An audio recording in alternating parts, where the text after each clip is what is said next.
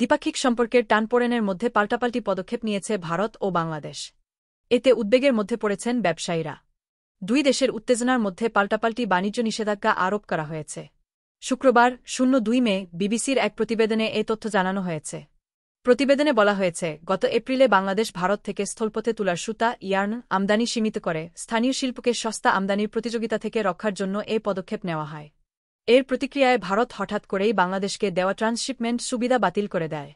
এই ট্রান্সশিপমেন্টে বাংলাদেশি পণ্য ভারতের বন্দর ও বিমানবন্দর ব্যবহার করে তৃতীয় দেশে রপ্তানি হতো। ভারত এ পদক্ষেপের কারণ হিসেবে বন্দরে যানজটের কথা বলেছে। দুই দেশের এ উত্তেজনার পেছনে রাজনৈতিক প্রেক্ষাপটও রয়েছে। বাংলাদেশের প্রধানমন্ত্রী শেখ হাসিনা গত বছরের আগস্টে গণবিক্ষোভের মুখে ক্ষমতাচ্যুত হন। বর্তমানে তিনি ভারতে নির্বাসিত। এখন অন্তর্বর্তী সরকার হিসেবে দেশ পরিচালনা করছেন নোবেলজি অর্থনীতিবিদ মুহাম্মদ ইউনুস। এ সরকার দায়িত্ব নেওয়ার পর মানবতাবিরোধী অপরাধ, অর্থপাচার ও দুর্নীতির অভিযোগে ঢাকা থেকে শেখ হাসিনাকে ফেরত চাওয়া হয়েছে।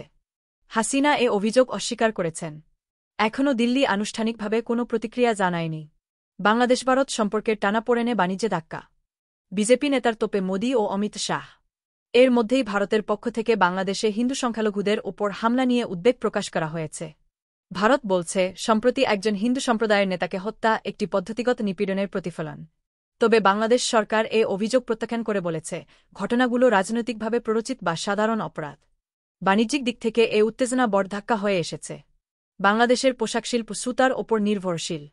শিল্পটি এখন ব্যয়বহুল ও ধীরগতির সমুদ্র ও আকাশপথে আমদানির বিকল্প খুঁজছে।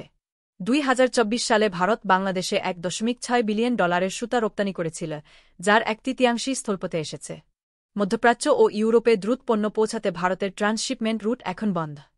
এমজিএইচ গ্রুপের প্রধান আনিস আহমেদ বলেন, এই রুটে 7 দিনের মধ্যেই পণ্য পৌঁছানো যেত, এখন 8 সপ্তাহ পর্যন্ত লাগতে পারে।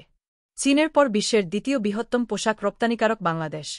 গত বছর দেশটি $3.8 বিলিয়ন পোশাক রপ্তানি করেছে। এর মধ্যে $1 বিলিয়ন বেশি পণ্য ভারতে স্থলবিমান রুট দিয়ে পাঠানো হয়েছিল।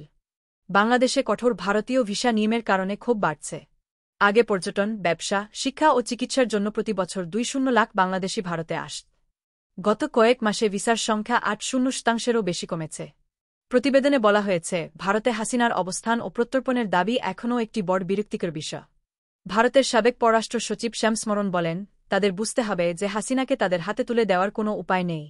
আমরা জানি যদি তাকে হস্তান্তর করা হয় তবে তার কি হবে। আমি মনে করি ভারতের জনমত এতে সাড়া দেবে না। এদিকে ভারতের পোশাক প্রস্তুতকারক সমিতি স্থলপথে বাংলাদেশি পোশাক আমদানি নিষিদ্ধ করার আহ্বান জানিয়েছে।